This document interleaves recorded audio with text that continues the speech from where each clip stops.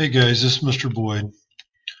Today's lesson is on solving quadratic equations, and we're going to begin with factoring.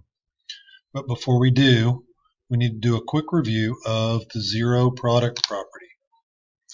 So, zero product property says if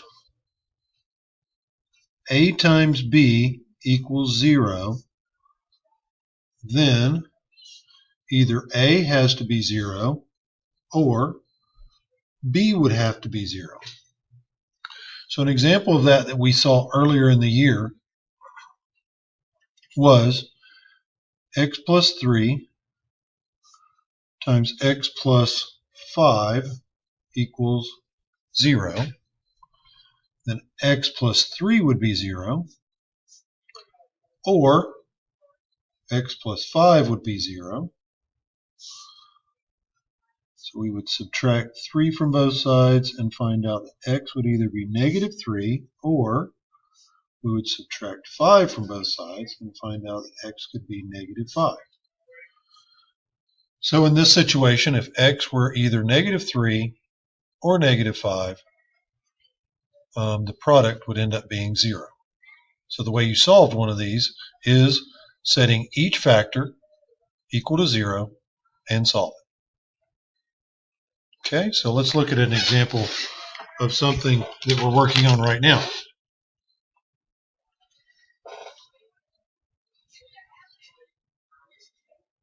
So using factoring, we are going to solve the equation 2x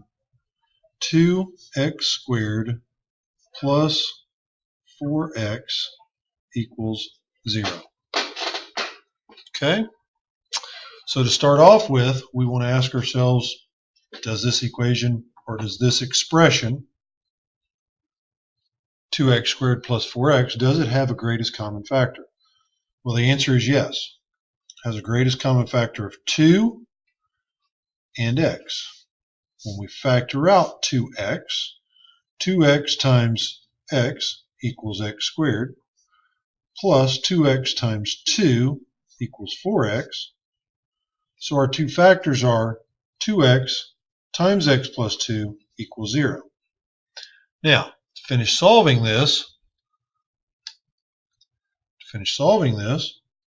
we're going to want to take the first factor, 2x, set it equal to 0.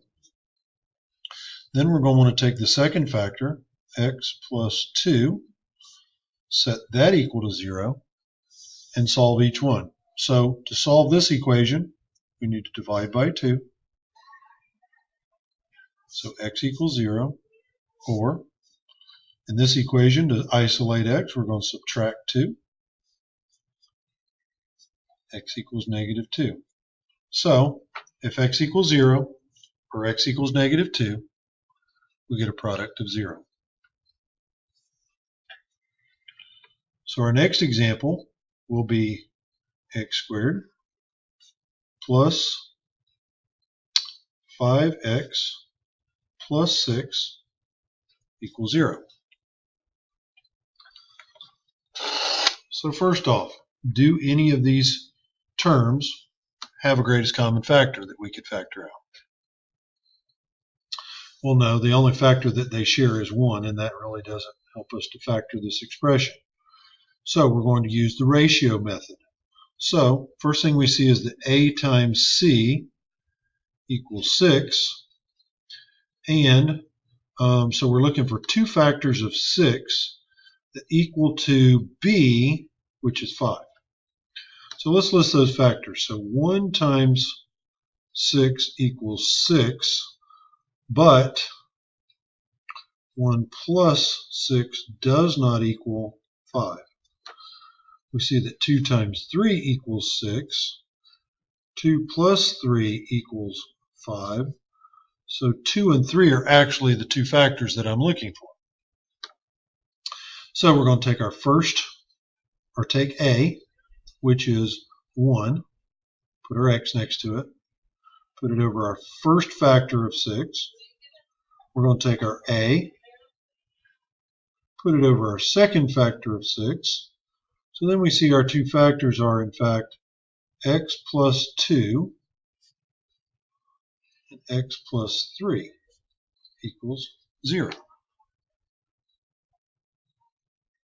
Now, to finish solving this, we'll set each factor equal to 0.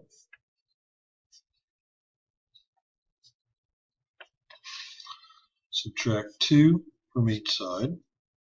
Subtract 3 from each side. And we see our two solutions are x equals negative 2 or x equals negative 3.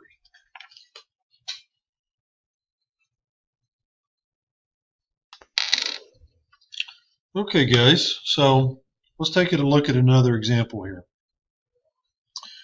So let's take a look at 3x squared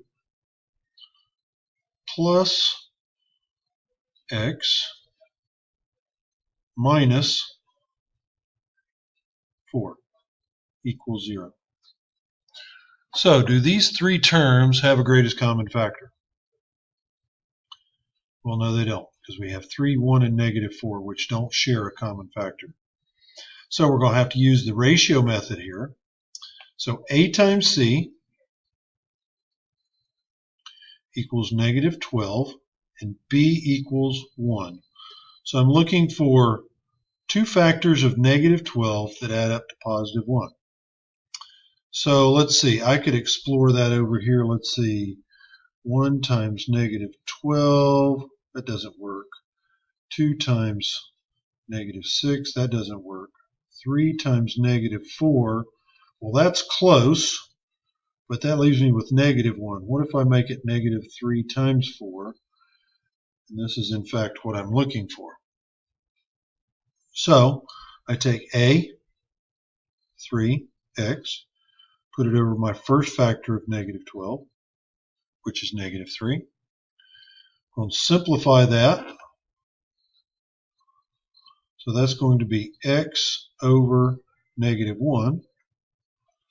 Then I'm going to take my a, 3x, put it over my second factor of negative 12, which is 4, and nothing to simplify here. So I have x minus 1 times 3x minus or plus 4 equals 0. So then we'll set each factor equal to 0 and solve it. So x minus 1 equals 0, or 3x plus 4 equals 0. I'm going to add 1 to both sides, so x equals 1. And then for the second part, we're going to subtract 4. So 3x equals negative 4. I'm going to divide by 3. So x equals negative 4 over 3. Put an or in here. So my two solutions would be either 1 or negative 4 over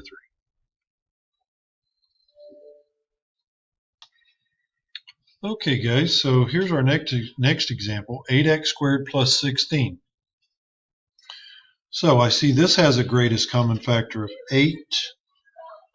So I'm left with x squared plus 2 equals 0. Okay, so now I need to ask myself, can I factor this? Well, a times c equals 2 and b equals 0. So are there two factors of 2?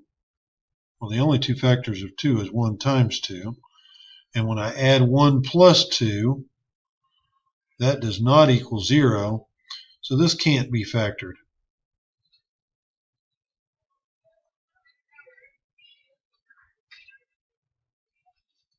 Okay, so let's move on to this example over here. Okay, so we've got 3x squared minus 3x minus 6. Well, the first thing I notice in this equation is that this expression has a common factor of 3. So I can factor that out, and I'm left with x squared minus x minus 2 equals 0. I can divide out that 3.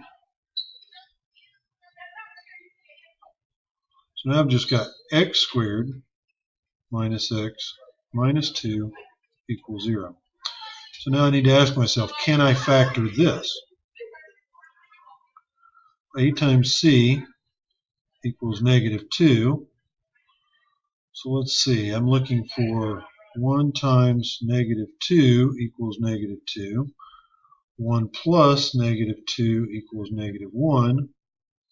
And b is negative 1. So these are the factors I'm looking for.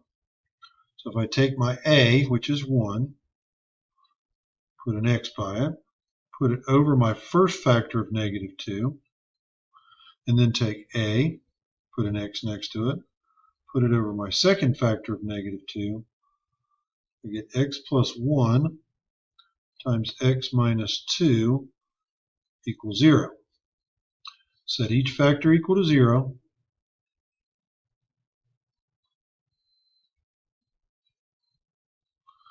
So subtract 1 on this one.